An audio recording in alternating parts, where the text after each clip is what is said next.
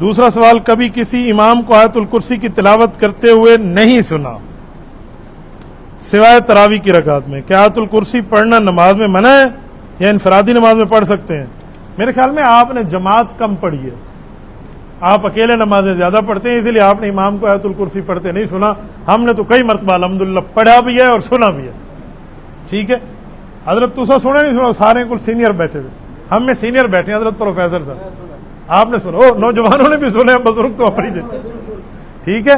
تو پڑھ سکتے ہیں، ایک ہی آیت الکرسی پڑھیں، ایک ہی آیت پوری ہو گئی، کیونکہ سب سے چھوٹی آیت ہو نا تو کم از کم 3 آیات پڑھنے چاہیے، ثم نظر ثم عبس وبصر ثم ادبر واستکبر، قرآن کی 3 چھوٹی آیات ملا لیں، یہ سورۃ قاف والی قاف اٹھا لیں، نون والقلم اٹھا لیں، تو 3 آیتوں کی مقدار، آپ بڑی آیت پڑھ لیں نا، اس پہ آپ رکوع کر لیں، نماز ہو جائے گی۔